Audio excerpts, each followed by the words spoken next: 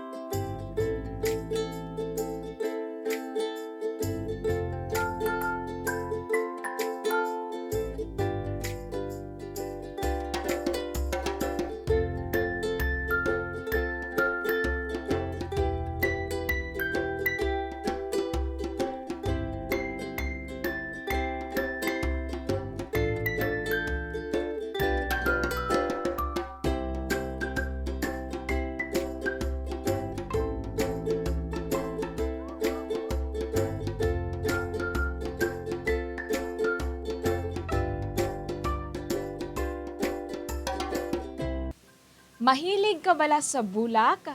Kung oo, ang Sunflower kag Cosmos Farm sang OISCA-Bago Training Center ang perfect place para sa imo. Humalin sang liwat nga nagbukas ang Sunflower Farm sa Oktubre 11 subong nga tuig, madamo nga mga pumuluyo kag turista ang nagapadulong sa Barangay Tabunan, Syudad sang Bago, agud magpaliwa-liwa kag magpapicture. Nami gid siya nga date place kay ma-enjoy mo gid bala. Tapos syempre sa picture takings kanami isang view, tapos may bag-o naman sila nga set of flowers sa may likod pagid nga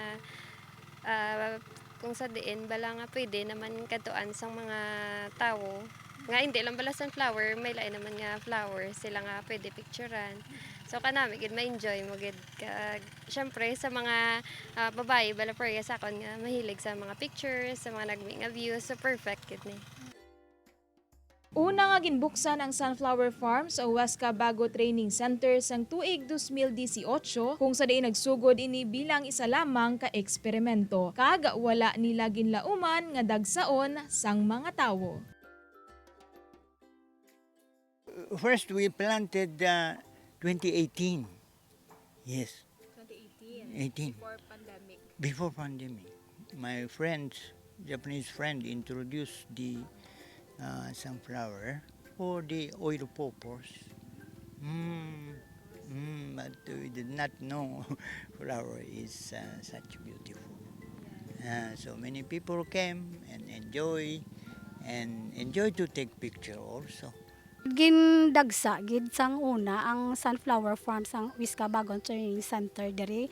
Sa everyday namon nga mga bisita, mga tag 1,000 plus ang amon mga visitors diri. 2018 amo gito siya ang unang pinakauna namon naging dagsa gid diri sa OISCA-Bago Training Center nga Sunflower Farm. Subong nga nalampuwasan na ang COVID-19 pandemic, liwat sila nga nagtanom sa mga sunflowers kag ginbuksan ini sa publiko sang Oktubre 11. Nahidlaw gid sila sang amon sunflower, tapos sadyahan sila, enjoy sila magpa-picture sa sulod, tapos everyday damo man kami bisita. So wala gid enjoy gid sila, namian gid sila gyapon sa sunflower. Every day may ara kami nga tag 400 plus. Then other day is 146. No entrance fee pero may donation box lang kami. Okay. Mostly, ma'am, diring mga ages ang mga nakakadto? Ay halisan months nga mga bata nga bago may weeks pa gani. Tapos hasta sa mga tigulang. Oo.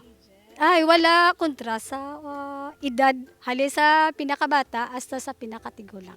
Duha ka bulan ang pagpatubo sang sunflower apang nakahibalo bala kamo nga ang lifespan sini ang nagadangat lamang sa duha tubtub tatlo ka semana.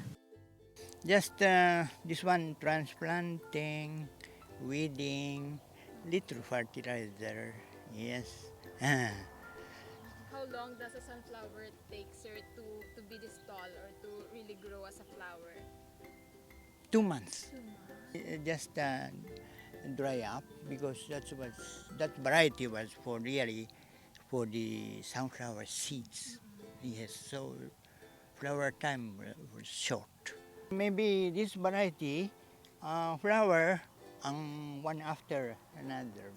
And then other side we have After 3 weeks, we planted another one.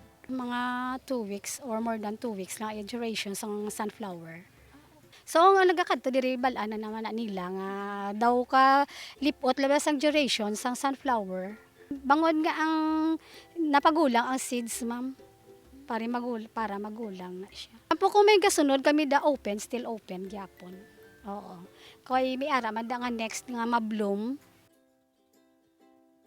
Sa unahan lamang sang sunflower farm, makita naman ang tanom nga mga cosmos nga masamiman nga ginakadtuan sang mga nagabisita. Cosmos? Oh. Maybe love or friendship, something like that. Yeah, so typical.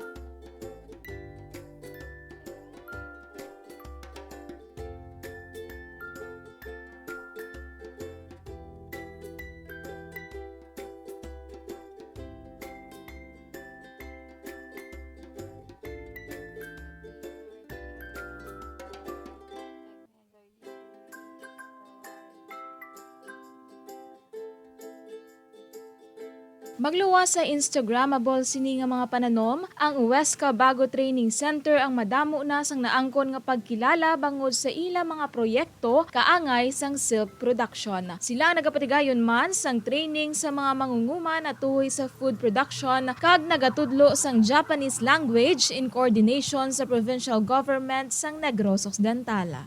OISCA Training Center here was founded 1988. But before that, we had just simple project, farming, farmers training, and also youth training. They are Nippongo, Japanese language study for they're living for Japanese language school in Japan. So not the worker, but student. Silkculture, silk production. So we have silkworm. Before that, we had mulberry trees, and then we produce mulberry leaves. Then we have breeding of silkworm, then hatchery, then nursery. After hatch of silkworm egg, we take care. 1 week old silkworm, we distribute to the farmers. Because of OISCA first advocate for food first program, food production. Then later, love green, environment, tree planting. So the city government of Bago request us a technician. Then we had the tie-up project. Diri sa aton sa OISCA-Bago, so ang amo ni nga building ano ni sa ning nursery. So may ara kita first stage nga silkworm. So may ara kita kaugalingon nga breeding. So ang amo ni siya ikatatlo siya subong kadlaw halin sa pag-hatch. So manugtulog ni siya. So ang aton nga silkworm may ara siya 5 stages. So first, second, third, fourth, fifth. So diri nga building duha siya ka stage, first stage and second. Aga pa kami diri ga bugtaw, tag 5:30 ari na kami diri sa amon nga resignation. Ga feeding kami, 5:30 feeding na kami na para sa aga. Diri sa nursery mga 7 days ni sila, pagka 8 days i-distribute na naman sa sa farmers. Kaya ang kukon, so may ara siya duha ka ning natural protein, which is ang sericin kag ang fibroin. O may mga ga-support sa aton nga mga sericulture experts sa Japan. So may mga breeding company man sa Japan nga nagsirado na. So ang ilang nga mga pure strain, which is ang silkworm bala, ang pure niya nga breed. So gina turnover nila sa aton. So may ari kita sa OISCA-Bago. May ato man to private company sa Thailand nga gintagaan nila, which is kita man ang ga-maintain. So diri sa Pilipinas wala sang company, wala sang NGO nga kompleto ang sericulture. So kita lang gid ang may-ara from breeding to reeling. So ang breeding amo na siya nga produce ang aton nga hybrid nga silkworm. Kay para magnami ang produkto ta sa kukon dapat high yield ang aton nga hybrid nga silkworm para taas man ang income sa aton nga mga farmers. Paagi sa sericulture sang OISCA-Bago Training Center, nagakahuman ang dekalidad nga mga produkto kag nagahatag pa sang dugang nga palangabuhian. Gani magluwas sa sunflower, OISCA has a lot more to offer. Please visit OISCA-Bago Training Center. Yeah, we have beautiful flower, and also we have good project of sericulture. Silk production. So for the youth, for the training program, I invite you.